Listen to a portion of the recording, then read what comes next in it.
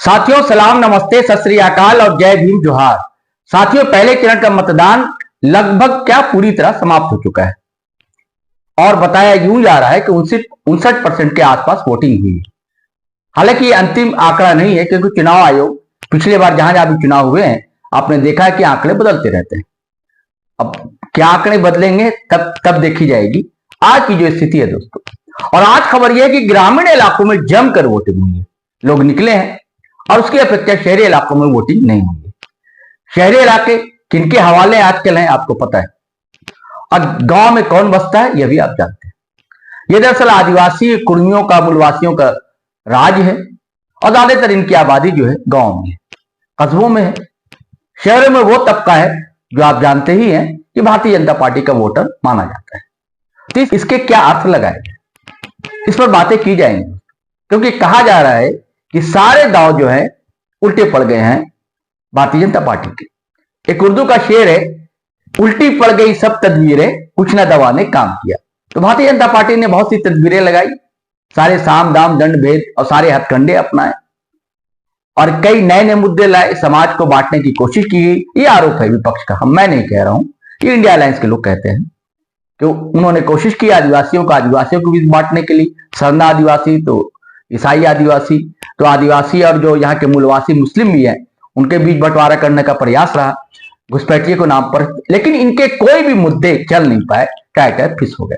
हम पूरी बातें आपको बताएंगे दोस्तों। इससे पहले आपसे आग्रह है, गुजारिश है कि आपने अगर हमारा चैनल सब्सक्राइब नहीं किया है तो कर लें, और अगर दोस्तों ज्वाइन नहीं किया है तो ज्वाइन कर लें, ज्वाइन बटन दबाएं। थोड़ी बहुत राशि का भुगतान करना होगा, वो आपका हमारे लिए बड़ा सहयोग होगा। और दोस्तों धड़ाधड़ फटाफट खटाखट वीडियो शेयर करें, लाइक करें, कमेंट करें। उसके बाद फिर हम आंकड़ों के खेल क्या हुए वो बताते हैं।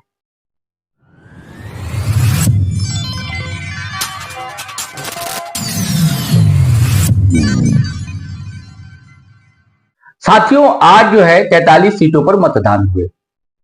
अगर पिछले 2019 के विधानसभा का आंकड़ा हम देखें तो 26 सीट पर जो है इंडिया अलायंस का कब्जा था, जबकि 17 सीट पर एनडीए ने जीत हासिल की थी। एनडीए क्या कहा जाए, तब तो भारतीय जनता पार्टी ही थी। पिछले चुनाव में आजसू तो साथ था नहीं, अलाई था नहीं, तो एनडीए तो था नहीं, फिर भी आज तो एनडीए, आज आजसू साथ में। आज आजसू ही साथ में नहीं है दोस्तों। पिछले बार जेवीएम जो है बाबूलाल मरांडी की पार्टी, उसने भी अलग अलग जगह पर अपने प्रत्याशी उतारे थे, और आजसू ने भी प्रत्याशी उतारे थे, तो उन्हें कुछ एंटी बीजेपी वोट तो मिला था, लेकिन कुछ जो बीजेपी का जो वोटर्स था उसने भी उनका साथ दिया। और इस बार उन्होंने सोचा कि अलायंस सबको मिला लिया जाए और जेवीएम का विलय करा दिया जाए भारतीय जनता पार्टी में, तो इसका लाभ देखने को मिलेगा। लेकिन आज जितने लोगों से हमारी बातचीत हुई, कोल्हान के लोगों से या पलामू के लोगों से, ठीक है कि पलामू में भाजपा को एज मिलता दिख रहा है, लेकिन सबसे बड़ा सवाल था कि आदिवासी सीट पर कब्जा किसका होगा। 2019 में 14 सीटें तो कोल्हान में, लेकिन टोटल सीटें थी 19 सीट थी आदिवासी को ले आरक्षित, और उस पर जो है इंडिया अलायंस का ही कब्जा था। ज्यादातर सीटों पर जेएमएम हावी रहा। और अगर कोल्हान की बात करें तो कोल्हान में 14 सीटें थी, 14 में से एक सीट भी भारतीय जनता पार्टी को नहीं मिली थी। 13 सीटें जो अलायंस को थी, 2 सीटों पर कांग्रेस ने जीत हासिल की थी, बाकी सीटों पर जेएमएम, और एक पर निर्दलीय उम्मीदवार जीता था। हालांकि वो निर्दलीय नहीं था, संघ से जुड़े हुए हैं सरजू राय, और आज इन दिनों वो जो है जदयू से चुनाव लड़ रहे हैं वेस्ट जमशेदपुर से। तो मैंने जो पहले बातें आपको बताई दोस्तों कि अर्बन इलाके जो है वहां के लोगों ने वोट तो दिए हैं बीजेपी को, लेकिन ग्रामीण इलाकों में मतदान जो है जेएमएम के पक्ष में पड़ता हुआ दिखा है। और खबर तो यह भी है कि चंपई सोरेन की सीट भी फंसती हुई दिख रही है, और सिर्फ चंपई सोरेन की नहीं, अर्जुन मुंडा की पत्नी मीरा मुंडा, उनका भी जीतना बड़ा मुश्किल है। उधर लेकिन मधु कोड़ा की पत्नी गीता कोड़ा जगन्नाथपुर से सोनेराम सिंह को उनसे बढ़त में बताई गई। अब मैं दोस्तों आपको बता देता हूं कहां कहां कितने कितने परसेंट वोटिंग हुई है। देखिए, बहरागोड़ा में 79.10%, बरही में 59.30%, बड़कागांव में 59.22%, बरकट्ठा में 58.10%, भवनाथपुर में 61.39%, विश्रामपुर में 56.43%, विशुनपुर में 65.44%, चाईबासा में 60.51%, चक्रधरपुर में 60.17%, चतरन में 56.63%, छतरपुर में 56.59%, डाल्टनगंज में 56.93%, गढ़वा में 60.71%, घाटशिला में, देखिए घाटशिला ये जो है जहां से बाबूलाल सोरेन लड़ रहे हैं, चंपई सोरेन के साहबजादे, घाटशिला में 69.44%, गोमला में 61.56%, हटिया में 51.09%, हजारीबाग में 54.71%, हुसैनाबाद में 54.45%, ईटागढ़ में 67.30%, जगन्नाथपुर में 59.85%, जमशेदपुर पूर्वी जहां से रघुवर दास की बहू पूर्णिमा दास साहू हैं, और कांग्रेस से अजय कुमार, और भाजपा के बागी प्रत्याशी भी हैं शिवशक्ति सिंह और राम कुमार सिंह। जमशेदपुर पश्चिमी से 47.81%, सरजू राय वाली सीट मुकाबले में बन्ना गुप्ता कांग्रेस से, जुगसलाई 62.98%, कांके 53.30%, खरसावा जो कभी अर्जुन मुंडा का इलाका हुआ करता था 69.77%, खूंटी 63.49%, कोडरमा 58.13%, कोलेबिरा 64.78%, लातेहार 63.70%, लोहरदगा 65.99%, मझगांव 62.51%, मांडर 64.77%, मनिका 61.76%, मनोहरपुर 58.67%, पाकी 58.64%, पोटका यहां से मीरा मुंडा है, पोटका 61.12%, रांची 44.25%। रांची का जिक्र जरूरी है दोस्तों क्योंकि मैं रांची से बात कर रहा हूं। पहले लग रहा था कि महुआ माझी एज में है, बीच में मोदी के आने के बाद थोड़ा सा पड़ रहा भारी लगा सीपी सिंह का, लेकिन आज वोटिंग के बाद फिर पड़ रहा महुआ माझी का भारी दिखलाई दे रहा है, क्योंकि जो पॉकेट माना जाता था बीजेपी का, खास करके शहरी इलाके का, चुटिया दोस्तों, तो चुटिया से खबर यह है कि वहां अच्छा खासा मतदान महुआ माझी के पक्ष में भी हुआ है। और सरायकेला दोस्तों, जी सरायकेला चंपई सोरेन का इलाका, टक्कर दे रहे हैं गणेश महली झामुमो से, जो कभी भाजपा के थे, निशान सिर्फ बदल गया है, उनका कमल निशान हुआ करता था, कमल निशान अब चंपई दा का हो गया है, और चंपई दा तीर धनुष पर लड़ा करते थे, तीर धनुष अब गणेश महली का हो गया। हालांकि ये वो सीटें हैं दोस्तों, मैं पिछले वीडियो में बताया था आपको कि जेल केम भी यहां पर सेंध लगा रहा है कुछ वोटों में, जो अर्बन वोट है, क्योंकि वहां पर जो कुर्मी समुदाय है वो गांव में कम, कस्बों और शहरी इलाके में ज्यादा रहता है। सिमरिया 60.05%, सिमडेगा 63.91%, सिसई 66.53%, तमाड़ 55.28%, तोरपा 63.20%। तमाड़ में भी दोस्तों जेल कैंप की उम्मीदवार है दमयंती मुंडा, और एक और अच्छे उम्मीदवार है रामदयाल मुंडा, बड़े सांस्कृतिक कहा जाता है कि उनको अम्बेसडर कहा जाता था, और कई किताबें लिखी, लेखक भी थे, साहित्यकार भी थे, कांग्रेस के लीडर भी रहे, राज्यसभा में रहे। उनके लड़के भी गुंजन इकीर मुंडा, वो भी लड़ रहे हैं निर्दलीय, कभी आसुट हुआ करते थे। तो अब तमाड़ में आपको पता है कि जदयू लड़ रहा है राजा पीटर, ये तमाड़ वही सीट है जहां से कभी मुख्यमंत्री रहते हुए शिबू सोरेन हार गए। अब क्या क्या वजह बनी है दोस्तों, ये बता रहा हूं। दरअसल जब से सरकार बनी हेमंत सोरेन की, उसको तंग किया जाने लगा। अब ये बातें ग्राउंड तक पहुंच गई है, हर एक आदिवासी मूलवासी समझता है कि पहली बार इस सरकार बनी थी और उसे तंग किया गया, और आपको पता लगातार तंग किया गया। वो बड़ा किस्सा है कि भाई विधायक यहां से रायपुर चले जा रहे हैं, कहीं चले जा रहे हैं, ये भी बहुत मशहूर हुआ था कि चुनाव आयोग से एक चिट्ठी आई है, एक पत्र आया, अब तक लिफाफा खुला नहीं है, राजभवन पहुंचा है, और रमेश बैस राज्यपाल हुआ करते थे, वो बॉम्बे गए हुए थे, तो रमेश बैस बॉम्बे गए हुए थे, बॉम्बे से आएंगे तो खुलेगा। और जब वो एयरपोर्ट पहुंचते हैं, रांची एयरपोर्ट, तब भी वो कहते हैं हाँ हमें पता चली, जानकारी मिली, खुलेगा नहीं, लेकिन आज तक वो लिफाफा दोस्तों खुला नहीं। दरअसल ये प्लांटेड खबरें चलाई गई मीडिया में कि वो लिफाफा खुलेगा और उसके बाद इनकी सदस्यता जो है समाप्त हो जाएगी, क्योंकि तब से ये जमीन बड़गाई की जमीन का मामला चल रहा था, और अंततः जो है उनकी गिरफ्तारी भी हुई, उनको जेल के अंदर भी रहना पड़ा 5 महीना, हालांकि हाई कोर्ट ने भी और सुप्रीम कोर्ट ने भी बाज़ाब्ते जमानत दी और बताया भी कि ईडी कोई सबूत नहीं दे सकी, मनी लॉन्ड्रिंग का कोई मामला ही नहीं था। तो इन सब को लेकर लगातार बड़े विवाद भी रहे और ये आदिवासियों ने समझा कि हमें तंग किया गया। उसके बाद फिर चंपई सोरेन जैसे जो पारिवारिक सदस्य यानी कि हेमंत सोरेन, कल्पना सोरेन आज भी चाचा कहते हैं और शिबू सोरेन के बड़ा निकट रहने वाले, और ये स्वीकार भी किया था हेमंत बिस्वा शर्मा ने कि वो 5-6 महीने से संपर्क में थे चंपई सोरेन के। तो ये सब उल्टा दांव पड़ गया दरअसल, क्योंकि लोकसभा चुनाव के समय भी लेकर तो गए थे सीता सोरेन को ही, मतलब घर की बड़ी बहू, शिबू सोरेन की बड़ी बहू यानी कि बड़ी भाभी दुर्गा सोरेन बड़े लीडर थे। वो किडनी फेल हो गया था, उनकी मौत हो गई थी, आकस्मिक मौत हुई थी दुर्गा सोरेन की, तो उनकी पत्नी, तो उनको तो लेकर गए, लोकसभा चुनाव भी लड़वाए लेकिन हार मिली थी। उसके बाद कांग्रेस की थी चाईबासा से सांसद गीता कोड़ा, उनको भी लेकर गई थी भाजपा, तभी उल्टा दांव हो गया था, हार गई थी और जोबा मांझी जेएमएम से जीत गई थी वहां से।